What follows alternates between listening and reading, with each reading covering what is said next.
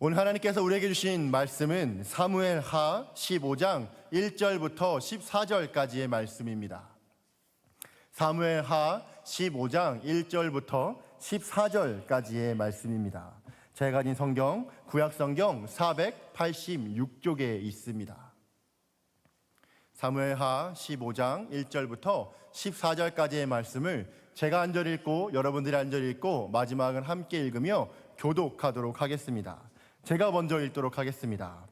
그 후에 압살롬이 자기를 위하여 병거와 말들을 준비하고 호위병 50명을 그 앞에 세우니라.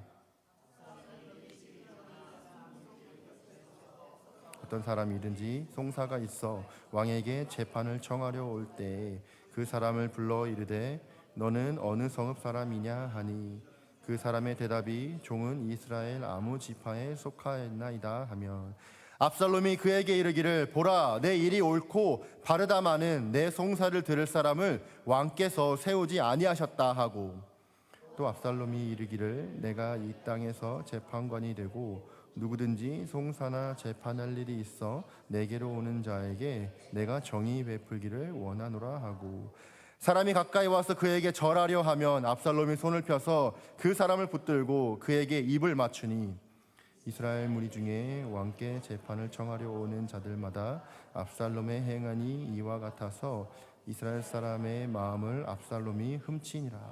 4년 만에 압살롬이 왕께 아뢰되 내가 여호와께 서원한 것이 있사오니 청하건대 내가 헤브론에 가서 그 서원을 이루게 하소서. 당신의 종이 아람 구스르에 있을 때 서원하기를 만일 여호와께서 반드시 나를 예루살렘으로 돌아가게 하시면 내가 여호와를 섬기리이다 하였나이다. 왕이 그에게 이르되 평안히 가라 하니 그가 일어나 헤브론으로 가니라. 압살롬이 정탐을 이스라엘 모든 지파 가운데 둘보내 이르기를 너희는 나팔 소리를 듣거든 곧 말하기를 압살롬이 헤브론에서 왕이 되었다 하라 하니라. 그때 청하여 받은 200명이 압살롬과 함께 예루살렘에서부터 헤브론으로 내려갔으니 그들은 압살롬이 꾸민 그 모든 일을 알지 못하고 그저 따라가기만 한 사람들이라.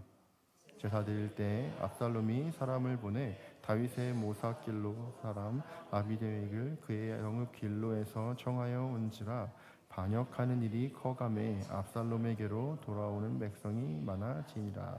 전령이 다윗에게 와서 말하되 이스라엘의 인심이 다 압살롬에게로 돌아갔나이다 한지라. 함께 읽겠습니다.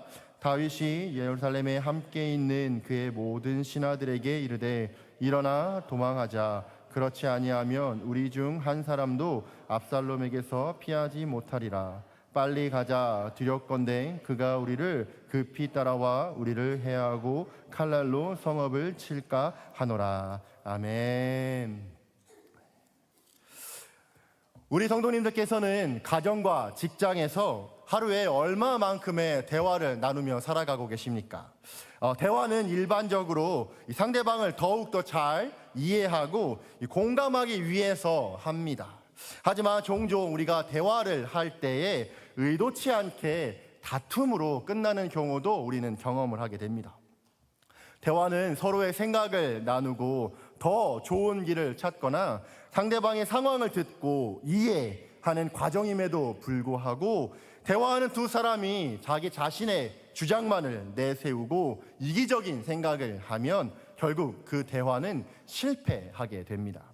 더욱이 그 실패가 두려워서 차마 대화조차 시도하지 않는다면 결국 그 안에 상처가 더욱더 골마서 더 심각한 상황에 놓이게 될 것입니다. 오늘 본문에서 압살롬은 이복 형제인 암논을 살해한 사건 이후에 오랜 세월이 지나서야 복권하게 되었습니다. 철치부심하며 때를 기다리던 압살롬은 드디어 사병을 일으켜서 왕위 계승 다툼에 본격적으로 뛰어드는 것을 우리는 보게 됩니다. 하지만 왕위에 오르고 싶은 마음이 너무나도 앞선 나머지 그는 하나님 앞에 나아가서 주님께 예배하고 경배하고 또한 주님께 여쭙지 않았습니다. 오히려 하나님과 다윗을 멸시하는 모습들을 보여주고 있지요. 오늘 하나님의 말씀을 통해서 우리는 하나님께서 우리에게 어떠한 삶을 살아가시기를 원하는지를 한번 살펴보고 싶습니다. 저는 오늘 여러분들과 함께 삐뚤어진 아들 vs 신실한 신하라는 제목으로 함께 주님의 말씀 식탁을 나누고 싶습니다. 압살롬이 그의 형 암논을 죽이고 구술 땅에서 지낸 지가 3년이 흘렀습니다. 그리고 비록 이스라엘로 넘어오긴 했지만 아버지와 얼굴을 못 본 지가 벌써 2년의 세월이 흘렀습니다. 그 5년의 시간 동안 압살롬의 시간은 어떠했었을까요? 그는 마음을 다해서 다시 고향인 이스라엘 땅으로 오게 해주신, 인도해 주신 하나님께 감사하며 더욱더 그 마음을 주님께 드렸어야 함에도 불구하고 그의 마음에는 하나님이 없었습니다. 마음속에 그저 거대한 증오 그리고 욕망만으로 살찌워 가고 있었습니다. 그렇게 압살롬의 내면에서 자란 욕심과 욕망은 이제 그 실체를 조금씩 드러내게 되었습니다. 오늘 본문 1절의 말씀을 함께 보고 싶습니다. 제가 한번 읽어보도록 하겠습니다. 그 후에 압살롬이 자기를 위하여 병거와 말들을 준비하고 호위병 50명을 그 앞에 세우니라. 아멘. 아버지 다윗과 그의 아들 압살롬은 완전한 용서 그리고 온전한 화해를 이루지는 못했습니다. 서로가 서로를 받아들여 준 것도 아니었고 또 거절한 것도 아니었습니다. 그 사이에 무언가 어정쩡하고 이 불편한 상태에서 대충 그 상처를 봉합해 버린 것입니다. 그래서 압살롬은 다윗 궁으로 들어오긴 했는데 입궐을 하지를 못합니다. 차라리 이전처럼 먼 땅에 있었으면 뭔가 아쉽지는 않을 텐데 매일같이 눈에 보이는 곳에 아버지 다윗이 있고 궁이 있는데 들어가서 볼 수가 없는 거예요. 이게 참 압살롬의 입장에서는 복장이 터지는 일이었던 것 같습니다. 그래서 참다 못하니 압살롬은 요압 장군에게 중재를 요청합니다. 아버지와 이제 불화를 끝내려고 2차례에 걸쳐서 요압에게 나아가 도움을 요청하지만 요압은 듣질 않고 꿈쩍하지 않습니다. 지금까지 알게 된 이 요압의 성정으로 살펴보게 된다면 요압 장군은 압살롬을 부르긴 했지만 다윗 왕이 왕자를 가까이 하지 않으니까 이제는 그에게서 소망이 없을 수도 있겠구나라고 판단을 했을지도 모릅니다. 그래서 참다 못한 압살롬은 요압의 보리밭에 불을 질러 버립니다. 2년간의 이 숨막히는 생활이 견디지 못하고 펑 하고 터져 버린 것만 같습니다. 바로 이것이 압살롬의 기질이었죠. 그는 하나님께 나아가거나 하나님을 찾지 않습니다. 그저 자신의 소견에 옳은 대로 행하고 있습니다. 마치 아버지에게 저에게 관심 좀 가져주세요, 나 좀 안아주세요, 이런 식으로 하신다면 전 계속 삐뚤어지고 말 거예요 라고 말하는 것처럼 시위하고 있는 것 같습니다. 그런데요, 압살롬만큼이나 다윗도 힘겹고 혼란스러운 상황이었던 것은 마찬가지였습니다. 압살롬으로 인하여서 그의 큰아들이었던 암논을 잃어버렸기 때문입니다. 사실 다윗이 압살롬을 다시 데려온 것도 그를 온전히 용서해서는 아니었습니다. 14장 21절에서 다윗은 요압에게 이렇게 말하는 장면을 볼 수 있게 됩니다. 한번 여러분들이 읽어봐 주시겠습니까? 시작.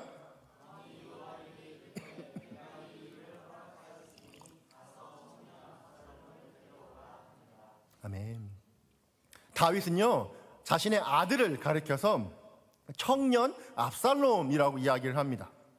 아직 그의 마음에는 아들을 용서하고 싶은 마음이 없었던 것입니다. 저는 지금까지 살면서 제 어머니께서 저를 부를 때 이봐 젊은이 양성복이라고 부르는 거를 단 한 번도 들어본 적이 없습니다. 네, 어느 부모도 자신의 자녀를 향해서 그 젊은이라고 부르지는 않습니다. 다윗은 요압과 주변 인물들에 의해서 압력에 못 이겨 아들인 압살롬을 데려오긴 했지만 하나님께 나아가 그 이후에 어떻게 이 일들을 처리해야 할지 이야기했거나 또는 압살롬과 대화를 해서 그 안에 있는 상처들을 해결했다는 기록들이 전혀 성경에는 기록되어 있지 않습니다. 그저 모호한 태도를 취하면서 그 관계가 더욱더 수렁으로 빠져 들어가는 것들을 보게 될 뿐입니다. 결국 이 압살롬의 광기에 어린 시위에 못 이겨서 요압은 다윗에게 찾아가서 중재를 하기에 이르렀고, 압살롬과 다윗은 드디어 만나게 되었습니다. 그렇게 아버지와 아들은 화해를 했습니다.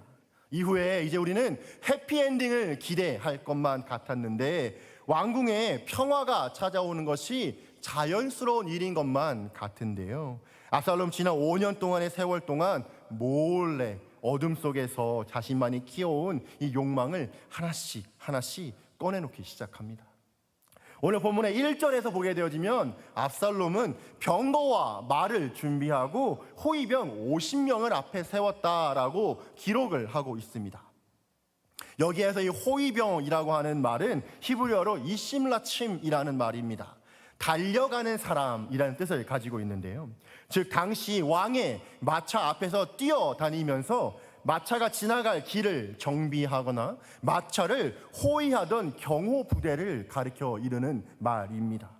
압살롬이 이렇게 병거와 말들을 준비하고 경호 부대까지 두었다라는 것은 반역에 필요한 이 기초적인 장비와 병력을 갖춘 것이라고 볼 수가 있습니다. 열왕기상 1장 5절에 보게 되어지면은 아도니아가 자신이 차기 왕이 될 것을 백성들에게 자랑하는 장면이 나오는데요, 그곳에서 보면은 압살롬과 마찬가지로 똑같은 것들을 준비했던 것을 보게 됩니다. 따라서 지금 압살롬은 차기 왕이 계승권으로서의 위엄을 사람들에게 보여주고 있는 것과 마찬가지입니다. 뿐만 아니라 압살롬은 아침 일찍이 일어나서 성문으로 갔다라고 합니다.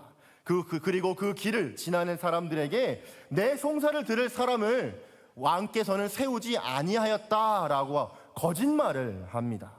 여기에서 성문이란 예루살렘 성으로 들어가는 문을 가리킵니다. 구약 당시 이스라엘은 왕은 성문에 재판장을 세워서 백성들의 억울한 일을 듣고 해결을 해줄 수 있도록 했었습니다.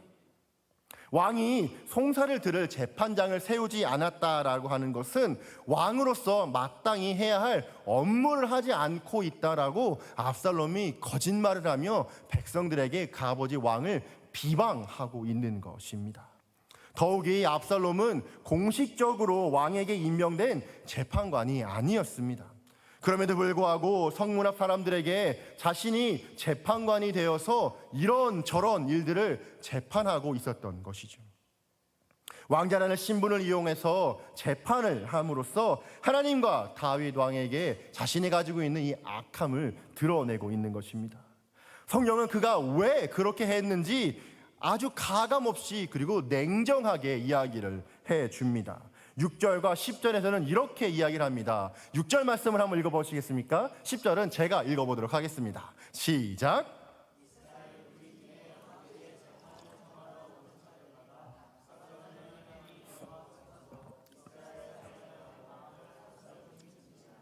이에 압살롬이 정탐을 이스라엘 모든 지파 가운데 두루 보내 이르기를 너희는 나팔 소리를 듣거든 곧 말하기를 압살롬이 헤브론에서 왕이 되었다 하라 하니라. 아멘.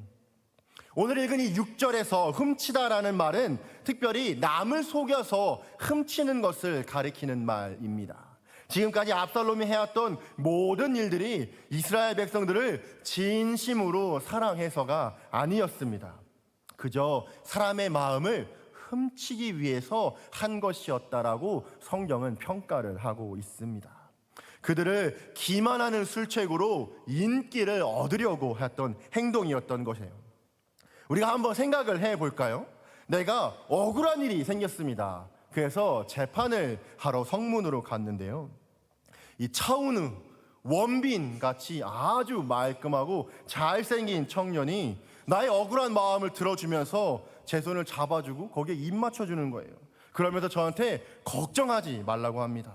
억울한 일이 풀릴 거라고 하고 내가 너의 편이 되어주겠다라고 합니다. 거기에 안 넘어갈 사람이 어디 있을까요?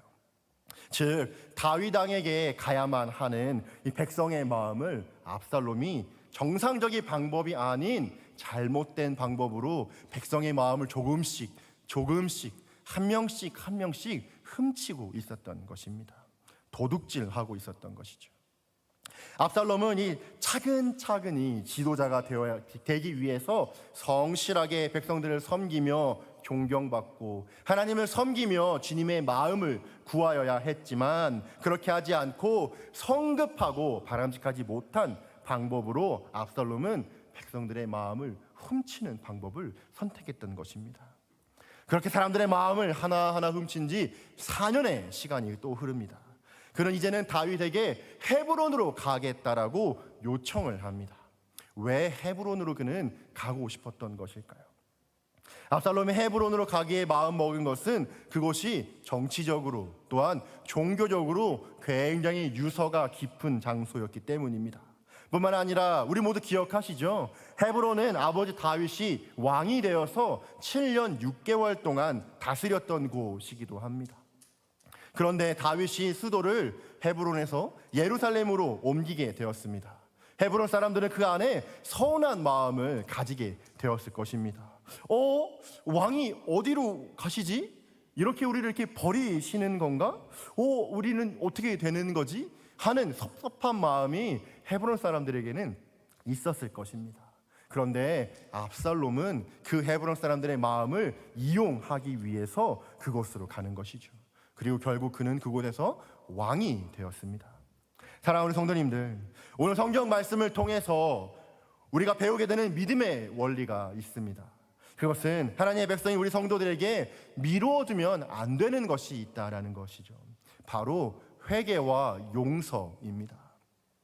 회개는 단지 감정적으로 슬픔을 나누고 눈물을 나는 것에 그치는 것이 아닙니다. 가던 죄악의 길에서 이제는 180도 돌아서서 뒤로 돌이키는 것이 회개입니다. 우리가 가진 지, 정, 의, 칼빈에 의하면 선까지도 포함됩니다. 전 인격을 통하여서 하나님에게로 나아가는 것, 하나님께 우리의 마음을 바꾸는 것이 회개입니다. 그럴 땐 길에서 돌이켜 이제는 하나님께 나아가는 것이죠. 선지자 에스겔은 이스라엘 백성들을 향해서 진정한 회개가 무엇인지에 대해서 가르쳐 줍니다. 에스겔서 18장 30절부터 31절까지의 말씀입니다. 제가 한번 읽어봐 보겠습니다. 주 여호와의 말씀이니라.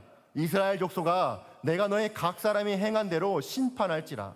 너희는 돌이켜 회개하고 모든 죄에서 떠날지어다. 그러한즉 그것이 너희에게 죄악의 걸림돌이 되지 아니하리라. 너희는 너희가 범한 모든 죄악을 버리고 마음과 영을 새롭게 할지어다. 이스라엘 족속아, 너희가 어찌하여 죽고자 하느냐. 아멘.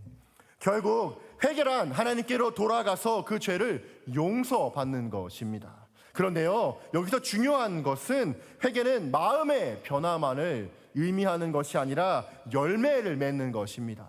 다시 말하자면 삶의 변화하는 데까지로 이어져야만 하는 것이 진정한 회개라는 것입니다. 마음과 영을 새롭게 해서 하나님과 함께 동행하는 삶, 성령이 충만한 삶, 하나님께서 이끌어가는 삶가로 우리가 나아가는 것까지가 회개의 진정한 의미라는 것입니다. 하나님과 아무런 교제 없이, 주님과의 아무런 응답이 없이 사람의 방법을 통해서 자신의 욕심을 이루며 세상의 욕망에 나를 던져버리는 것은 마음 깊이 진정으로 회개한 사람의 모습은 아니라는 것입니다. 따라서 압살롬이 진정으로 하나님 앞에 회개를 했었다라면 잠잠히 하나님의 마음을 깨달아 알았어야만 했습니다. 뿐만 아니라 하나님께서 그의 삶을 다스려 주시는 것을 신뢰하며 그의 삶을 하나님께 맡겨야만 했습니다. 또한 아버지 다윗도 그를 데려오기로 결정했다면 그를 진심으로 용서할 수 있어야만 했습니다. 다윗 자신이 하나님 앞에 얼마나 많은 죄를 지었고 또 주님께 용서를 받았습니까?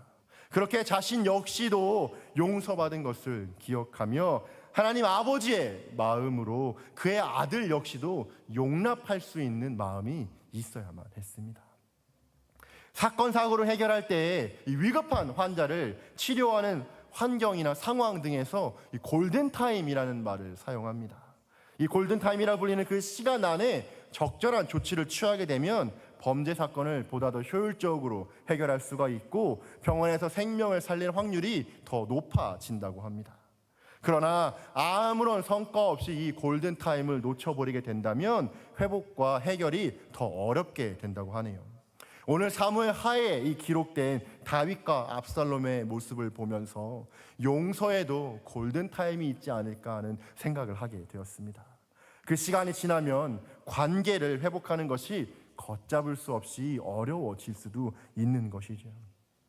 성령 전도서 3장 5절에 보게 되어지면 이렇게 이야기를 합니다. 안을 때가 있고 안을 일을 멀리 할 때가 있다라고 전도자는 이야기를 합니다. 다윗은 안는 것을 멀리해야 할 때 압살롬을 안았습니다. 또한 정작 압살롬을 가까이 해야 할 때에는 오히려 그를 안지 않고 방치해 두었습니다. 그런데 문제는 우리가 어떤 때에 안아야 하고 어떤 때에 안지 말아야 할지를 알기가 어렵다는 데 있죠. 그렇기에 우리는 하나님께 뜻을 구하며 때를 분별하는 지혜를 얻을 수 있어야만 합니다. 사랑하는 성도님들, 우리가 어떻게 지혜를 얻을 수 있으며 하나님의 마음을 알 수가 있을까요? 하나님의 말씀을 늘 가까이 해야 합니다. 그의 말씀을 주야로 묵상하며 주님의 말씀으로 나의 삶을 채우고 나의 마음을 계속해서 채워갈 수 있어야만 합니다. 다윗 왕이 놓친 뼈저린 실수는 압살롬이 하나님을 경외하며 살아갈 수 있도록 격려하고 무엇보다 하나님의 말씀으로 가르치지 못한 데에 있습니다. 그가 지금까지 경험해온 하나님, 때마다 원수의 손에서부터 구원해 주시며 승리를 주셨던 하나님, 그리고 그때마다 주신 말씀들을 믿음의 유산으로 압살롬에게 넘겨줄 수 있어야만 했습니다. 하지만 그는 이미 골든타임을 지난 후였습니다.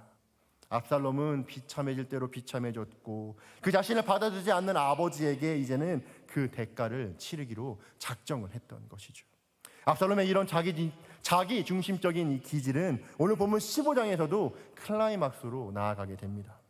오늘 본문 1절에서는 아주 의미심장한 말을 우리에게 말을 해주고 있는데요. 압살롬은 자기 자신을 위하여 했다라고 성경은 오늘 우리에게 귀뜸을 해주고 있습니다. 압살롬이 왕이 되려고 한 것은 하나님의 뜻이 아니었습니다. 주님께 묻지 않았습니다. 그가 왕이 되고자 했던 것은 오롯이 자기 자신을 위하여서다고 성경은 이야기를 합니다. 그의 마음 안에는 하나님을 향한 마음이 없었기 때문에 하나님께서 기름 부어주신 다윗의 왕좌를 빼앗으려고 했던 것입니다. 하나님의 말씀이 그의 안에 없기 때문에 하나님의 뜻에 상관없이 오직 이기적인 욕망에 사로잡히게 되었고 오롯이 자신의 의지로 왕이 되고자 했던 것이죠. 사랑하는 우리 성도님들, 우리는 압살롬의 방식을 버릴 수 있어야 합니다. 세상은 자신들의 성공과 목표를 이루기 위해서는 무엇이든지 해도 된다고 가르칩니다. 양심의 가책을 할 것 없이 남의 것을 빼앗아오고 훔쳐와도 된다라고 하죠. 또 자기 자신을 위해서 다른 사람을 속이는 것도 전술의 한 방법일 뿐이다라고 우리를 유혹합니다. 훔치고 속이는 것이 성공을 쉽게 이룰 수 있는 방법 같아 보입니다. 하지만 그 결국은 드러나게 돼 있고 쉽게 무너지게 된다는 것입니다. 마치 모래 위에 지은 집과 같아서 세상의 방법대로 하는 것들은 그 결과가 뻔히 드러나게 되는 것이죠. 사도 바울도 고린도 교회에 보내는 이 두 번째 편지에서 우리에게 이렇게 권면을 합니다. 고린도후서 10장 18절 말씀입니다. 여러분들이 한번 읽어봐 주시겠습니까? 시작.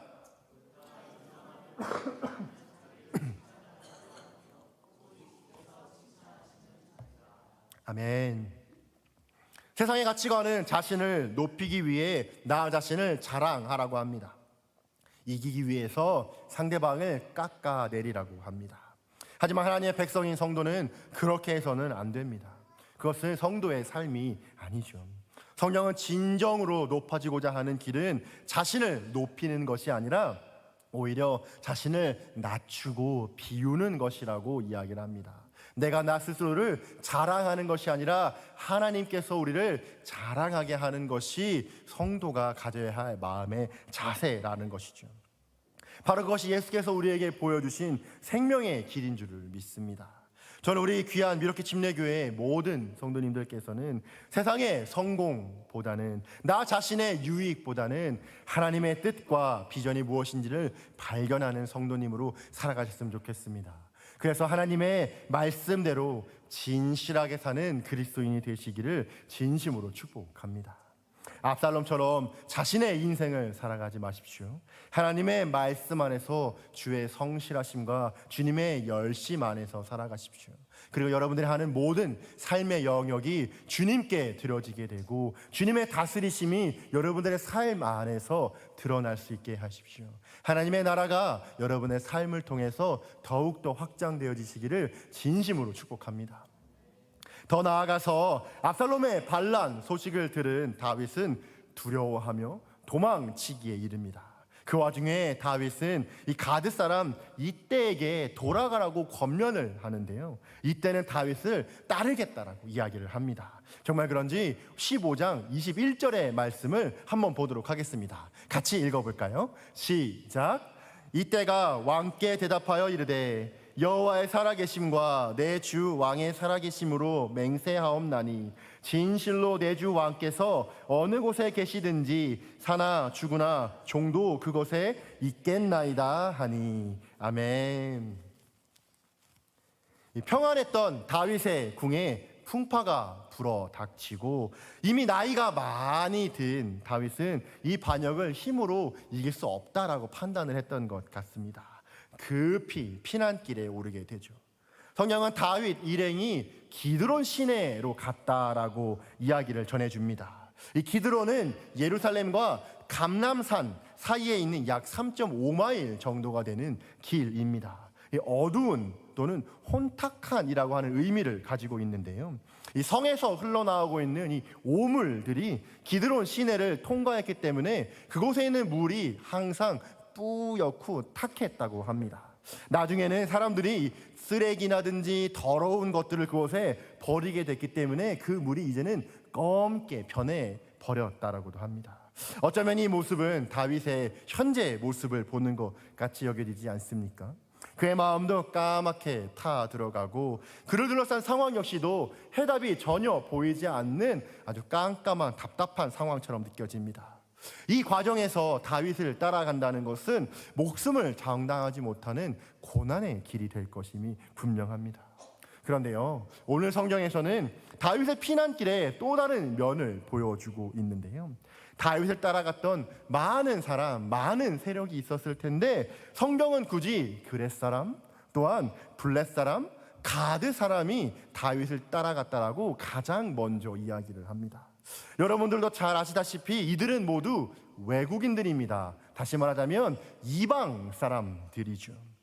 그렇기 때문에 사무엘 하를 기록한 이 저자는 역설적이게도 이 다윗의 상황을 극적으로 보여주고 있습니다.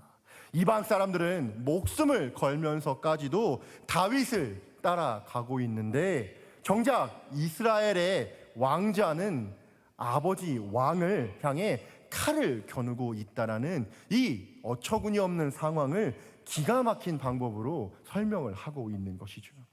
오늘 본문의 이 이방인인 가드 사람 이때는 다윗이 모든 권력을 잃고 도망감에도 불구하고 신실하게 다윗을 따라갔습니다. 다윗은 가드 사람 이때에게 깊은 배려를 하여서 이제는 너의 고향으로 돌아가도 좋다라고 이야기를 하는데요, 이때는 신실하게 다윗이 어디를 가든지 내가 다윗과 함께 하겠다라고 고백을 합니다. 아들은 배반하는 상황 속에서도 이방인인 이때는 남는 것이 없는 쫓겨가는 이 다윗을 목숨 걸고 진심을 다해서 따라갔던 사람이었던 것이죠. 저는 오늘 말씀을 읽으면서 이방 사람이면서도 변함없이 또 다르게 신실했던 그 한 사람이 생각이 났습니다.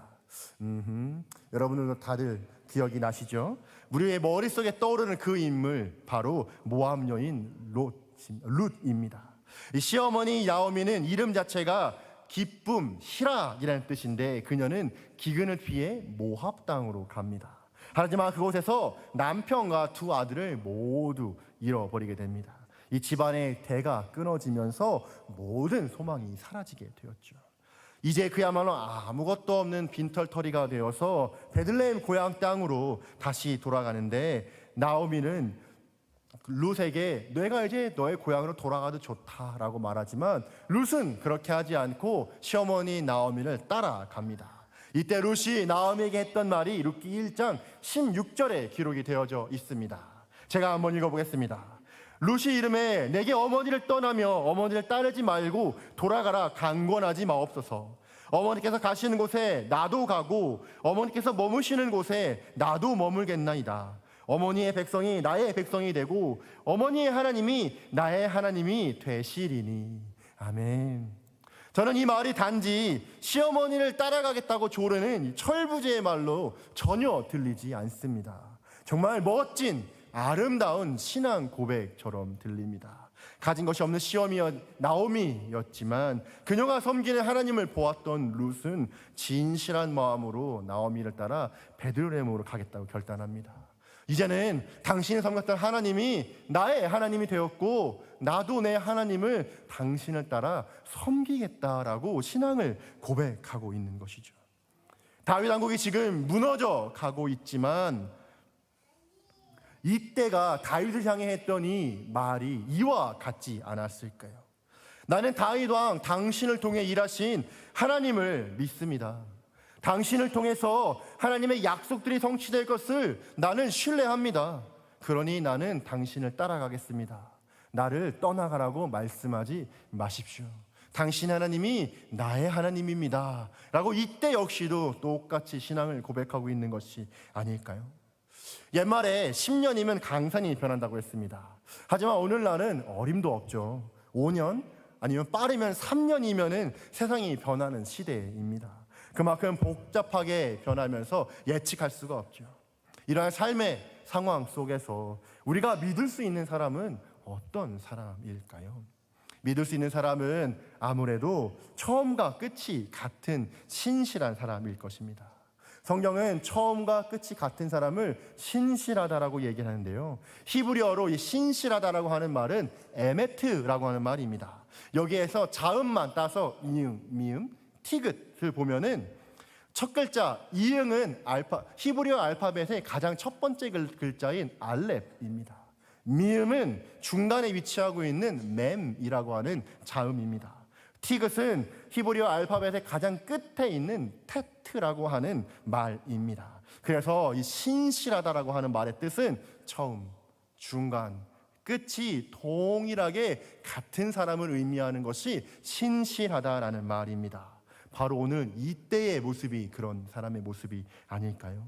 세상에 정의가 굽고 사람들, 심지어 자식까지도 하나님이 기름 부어 세우신 왕을 배신하고 이 욕망의 어두움을 향해서 나를 세우고 있는데 이 어둠 속에도 해와 같이 빛나고 있는 이 신실한 이때의 모습이 바로 우리가 되어야 할 모습이지 않을까 저는 생각을 합니다. 사랑하는 성도님들, 신실한 사람을 생각할 때 우리가 머릿속에 또한 한 사람이 생각납니다. 바로 우리의 구주이신 예수님입니다. 진실하다는 말이 예수님만큼 어울리는 분이 있을까요? 우리 예수님은 우리를 구원하시기 위해서 생명을 버리셨습니다. 예수님께서는 직접 요한복음 12장 24절에서 우리에게 이렇게 말씀을 해주십니다. 여러분들이 한번 읽어봐 주시겠습니까? 시작.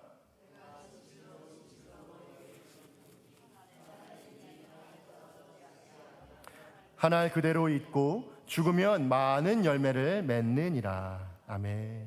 우리의 구주이신 예수께서는 자신의 생명을 걸고 우리를 사랑하시고 아버지 하나님께 충성을 하였습니다. 우리 주님께서는 약속을 하셨고 그 약속을 신실하게 지키셨습니다.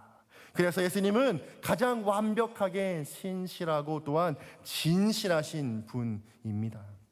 히브리어 단어인 에메트와 같이 처음과 끝과 마지막이 한결같고 신실하신 분, 약속을 지키시는 분이 우리 예수님이신 것이죠.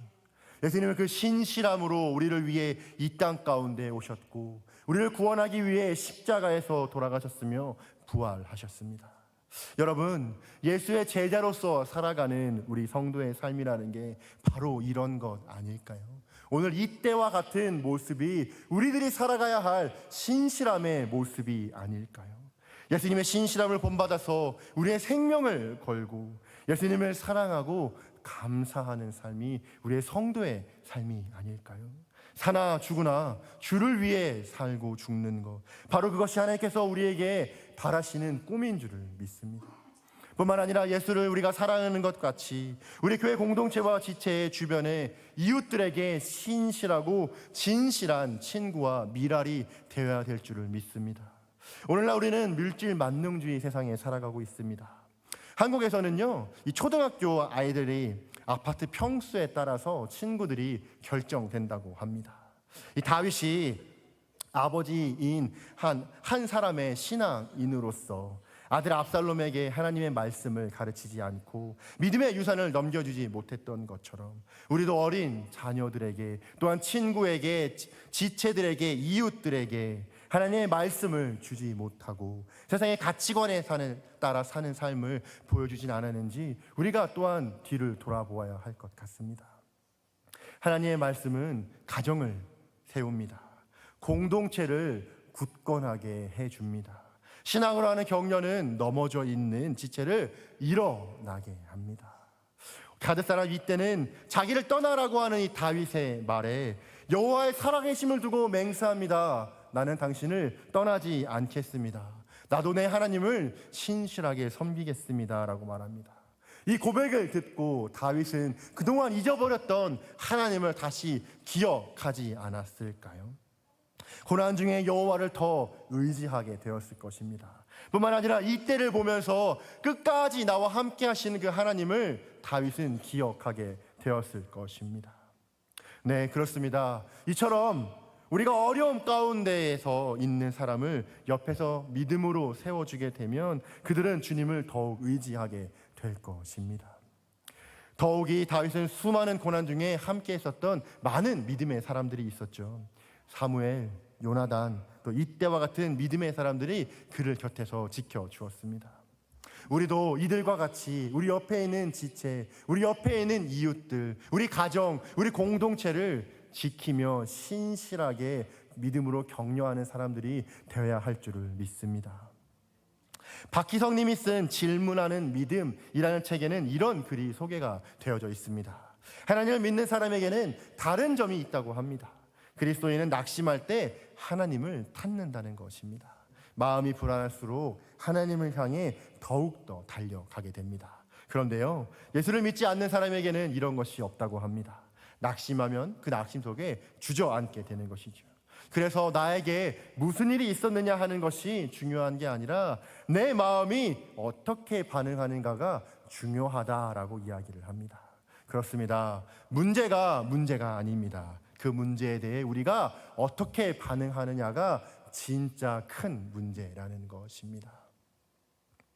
혹시 우리 성도님들 중에 낙심하신 분이 있습니까? 또는 세상에 실망하고 사람들에게 배신을 당하신 분들이 있습니까? 그렇다면 우리는 있는 힘을 다해 하나님을 찾을 수 있어야 합니다. 뿐만 아니라 오늘 우리는 이때와 같이 신실하게 그런 지체들에게, 그런 이웃들에게 친구가 되어주고 예수님의 향기를 드러내며 생명의 복음을 전할 수 있어야만 합니다. 저는 우리 모든 성도님들이 사슴이 신의 문을 찾기에 갈급한 것과 같이 하나님의 말씀을 늘 그 마음속에 갈급해하며 이때와도 같이 예수님과도 같이 신실한 미랄로 땅에 떨어지는, 그래서 많은 생명을 살리는 그런 신실한 그리스도인으로 자라가시기를 진심으로 축복합니다. 오늘 우리에게 주신 하나님의 말씀을 기억하면서 우리가 함께 기도하고 싶습니다. 우리는 삶에 많은 문제들을 경험하게 됩니다. 때때로는 정말 믿었던 사람에게 우리도 배신을 당하기도 합니다. 아들이 아버지에게 죽이려고 찾아오고 그 왕위를 찬탈하려고 하는 것처럼 이런 일이 나에게 있을 수 있을까 하는 그런 일들을 우리는 때때로 경험하게 되기도 합니다. 그럴 때 우리에게 필요한 것은 무엇일까요? 우리에게 있는 문제는 그 문제 안에 우리가 깊숙하게 빠져 들어가는 것이 아니라 그럼에도 불구하고 우리의 삶 가운데 역사하시는 그 하나님께로 우리가 나아가야 한다는 것입니다. 뿐만 아니라 우리 주변에 그런 분들이 있다면 믿음으로 격려하고 예수님과 같이 신실한 친구가 되어줘야 한다는 것입니다. 우리가 이 시간에 함께 기도하고 싶습니다. 하나님, 내가 어려움 가운데 있습니다. 주님, 나를 도와주십시오. 나의 상황을 통하여서 하나님, 내가 상황을 보는 것이 아니라 하나님을 볼 수 있게 하여 주십시오. 또한 내 주변에 그런 친구들이 있다면 주님, 내가 오늘 이때와 같이 신실한 친구, 신실한 사람, 주님의 말씀을 전하는 복음의 전도자로 설 수 있게 해 주십시오라고 우리 같이 함께 기도하고 싶습니다. 함께 기도하겠습니다.